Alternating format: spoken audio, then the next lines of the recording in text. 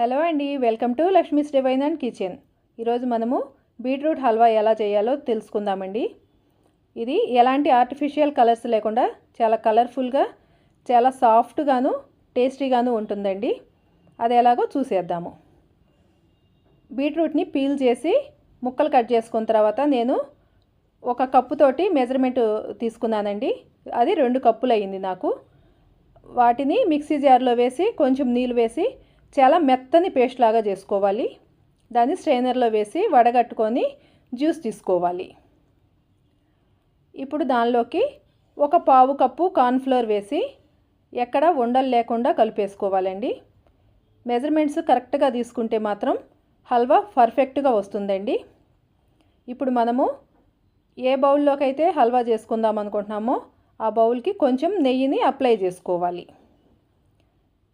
ఇలా నెయ్యిని అప్లై చేసుకున్న బౌల్లోకి డ్రై ఫ్రూట్స్ని డెకరేషన్ కోసం వాడుకోవాలండి.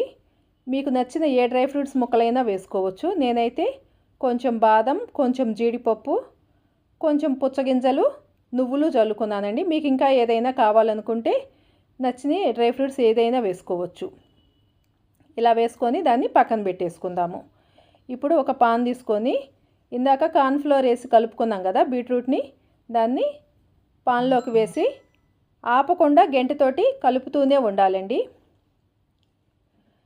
దీన్ని కలపటం ఆపేసామంటే కార్న్ఫ్లోర్ వేసాం కదండి, ఉండగట్టేస్తుంది. అందుకని స్టవ్ మీద పెట్టినప్పటి నుంచి ఆపకుండా కలుపుతూనే ఉండాలి. చూడండి, కొంచెం దగ్గర పడింది కదా. ఇప్పుడు కొంచెం నెయ్యి వేసుకుందాము. దీనికి నెయ్యి కొంచెం ఎక్కువగానే పడుతుందండి. నెయ్యి వేస్తేనే హల్వా మంచి టేస్ట్ వస్తుంది. కలుపుతూ ఉండి కొంచెం కొంచెంగా నెయ్యి వేసుకుంటూ ఉందాము. ఇలా దగ్గర పడింది కదా.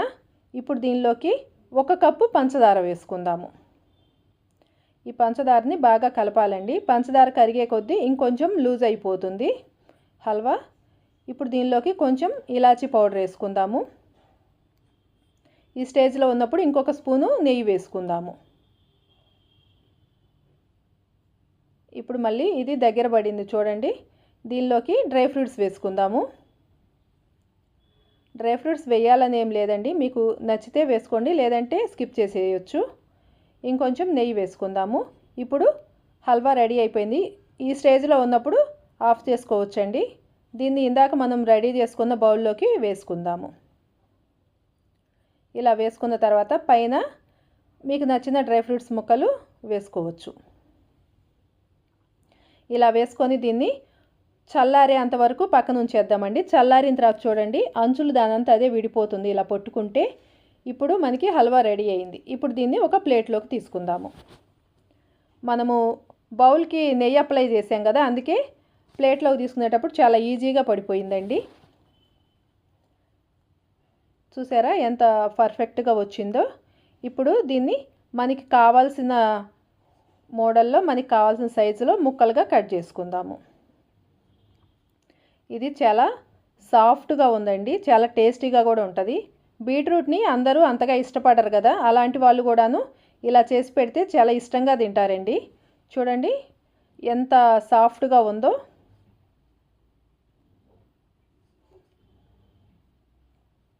ఇది స్వీట్ కూడాను ఎక్కువ ఉండదు. బీట్రూట్ కొంచెం వగరు ఉంటుంది కదండి, ఆ వగరు, ఆ స్మెల్ కూడాను ఇలా చేసుకుంటే కనుక ఉండదు. ఈ వీడియో కనుక మీకు నచ్చినట్లయితే నా ఛానల్ని లైక్ చేసి, షేర్ చేసి, సబ్స్క్రైబ్ చేసుకోండి. మీరు కూడా ఇలా చేసుకుంటే మీకు ఎలా వచ్చిందో నాకు కామెంట్ బాక్స్లో కామెంట్ చేయండి.